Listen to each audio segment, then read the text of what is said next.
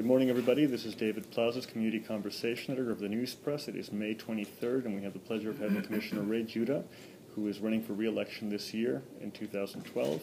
If we could have editorial board members quickly introduce themselves for the record, and then we'll start with Mr. Judah. My name is Luis Insignars, and I'm a citizen member from South Fort Myers. I'm Pam Grotehouse, citizen member from Bonita Springs. Dick Kalfas, citizen member from Cape Coral. Larry Gillis from Cape Coral, a former citizen member.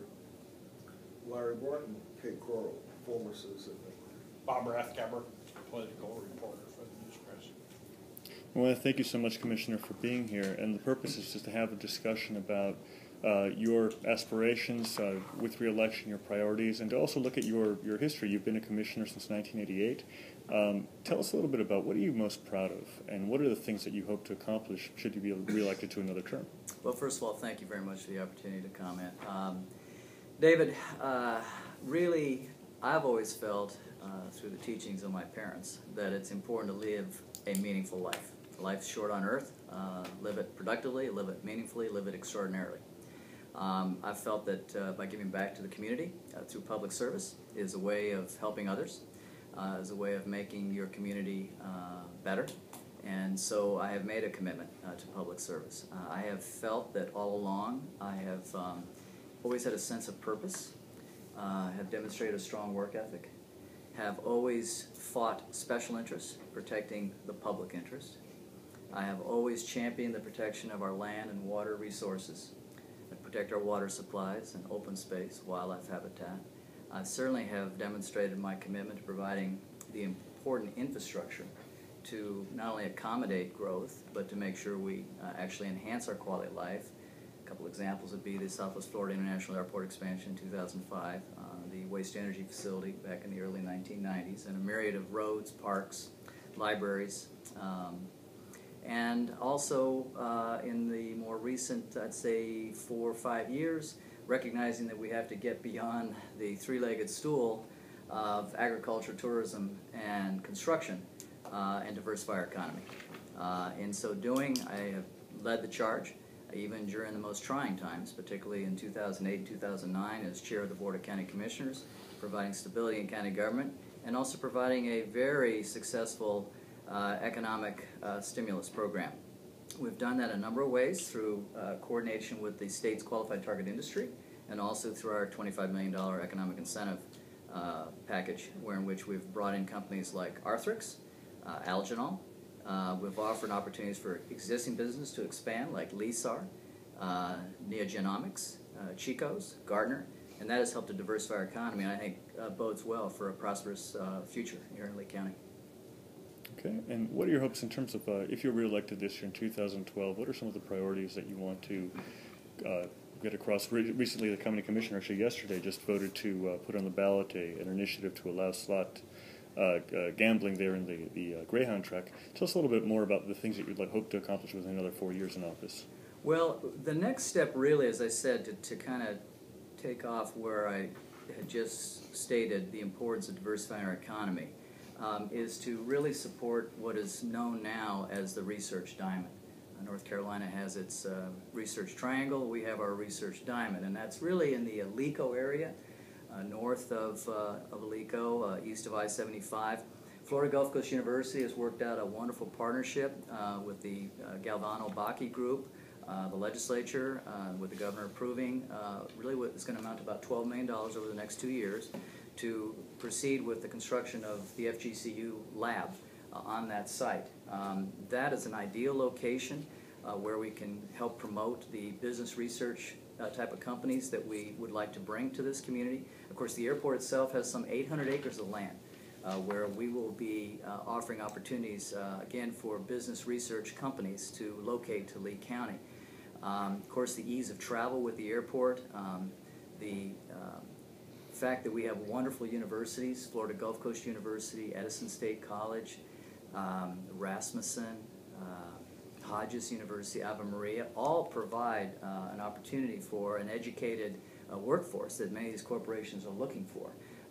The fundamentals are strong with regards to the infrastructure, from roads to utilities, And so what I would submit is we need to continue to grow the diversification effort, not only internally within the community, but recognizing that we have an opportunity to not only reach out to Europe with our tourism industry, which we have done very well at doing, but with the untapped markets in South and Central America. We're working on direct flights, for instance, to San Juan, Puerto Rico, and also Santiago, the Dominican Republic, which would give us that first step in the Caribbean and then on into South and Central America.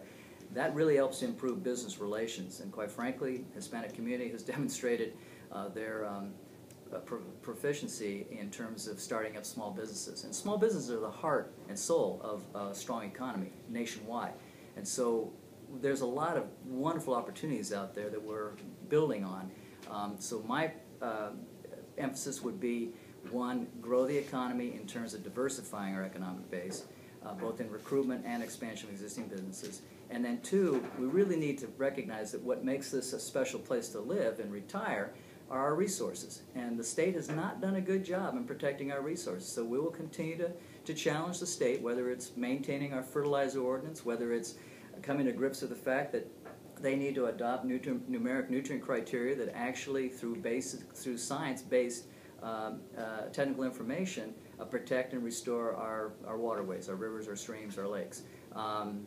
I would submit that we as a community are growing in a very appropriate fashion through appropriate growth management regulations, but also recognize the county has been very fiscally conservative, and I'm happy to get into the discussions with regards to our budget. That's always a challenge, and will continue to be a challenge. Board members? Yeah, I have a question along those lines. Yes, sir. There are a number, last time you were here, you were asked a question about reducing the county budget, and you talked about it being reduced. You talked about it again here, 16%, 444 positions. Yes, sir. Many people think that that's not enough. As a matter of fact, I've heard a number of people say that the county commissioners don't have enough input, don't have enough oversight as far as the county manager is concerned. So my question is, how did we get to this number, and why isn't it greater than it is? It's a good question, and it will be greater than it is, because we constantly are reevaluating ways in which we can be more cost efficient in providing services to our community, recognizing the budget constraints. We still are laying people off. Unfortunately, that's a nature of the business with regards to the reduction in the property tax collected, the recognition that we need a right-sized county government. So I would say that the county has made, I think, tremendous strides in reducing the workforce, some 16%. 444 positions is really starting to recognize that, just like the private sector, we're going to have to be more fiscally prudent, and that sometimes necessitates letting personnel go. I would say this, that it's been a combination of not only reduction of employees, but recognizing that what we've requested of our personnel are, one, no salary increases. We're going on into the 5th year. Increase in premiums, insurance premiums, and co-pays. We've had furloughs, early out. I mean, there's been a number of options that we have pursued in order to be able to right-size government. But I would say that there's no question that as we continue to recognize we can't rely on the reserves, we have to make the continual budget cuts. It'll be a combination of reduction of personnel and looking at other areas such as health insurance benefits where we can provide some cost savings. Question here. When I was in the New Hampshire legislature, one of the accounting tricks that we get into was unfunded mandates, where we would tell the counties and the cities and towns, you will do this, you will do that, and provide no funding for it, to say do it. And is that a problem at the county level here in Florida? It's a very significant problem, and thanks for asking, because we are continually having to try to impress upon our legislature that when they talk about budget reform, what they're really saying is pass the burden and the additional cost to the local governments. Certainly in the healthcare, human service area, where we have to take on Medicaid, which really is a federal-state program, that is costing us millions of dollars because of the requirement by this particular state. that we need to provide funding for the Medicaid service. The court system is another area where unfunded mandates have hit us hard. And in this most recent situation with regards to withholding the Medicaid funding, because we take issue with some of the claims that are placed before the county, and now they're withholding sales tax up to $2.3 million for the next fiscal year. So yeah, the state has played, I think, a very unfair game by foisting the burden of functional essential services down to the local level. Yes, yes, Commissioner. Larry Barton, Cape again. With your 25 years, approaching 25 years, I guess, 1988 years of service. I'm in my 24th year, yes, sir. 24th year. I guess first comparing that to Charlie Green's 23, 24 years. Could you tell us why you think your approach, your interpretation of the audits, the land purchases, just going through a land purchase in Cape Coral, is more, I guess, appropriate than his as an auditor? You know, your expertise in government and natural resources and conservation. Could you tell us why you think your approach is, or interpretation is better, since you're period to, I guess, look at his audit as not really valid or accurate? Sure, and that's a really good question. I appreciate, because there is a distinction with the way in which Charlie Green's audit of our Conservation 2020 purchases differ with what really is known in the appraisal practices.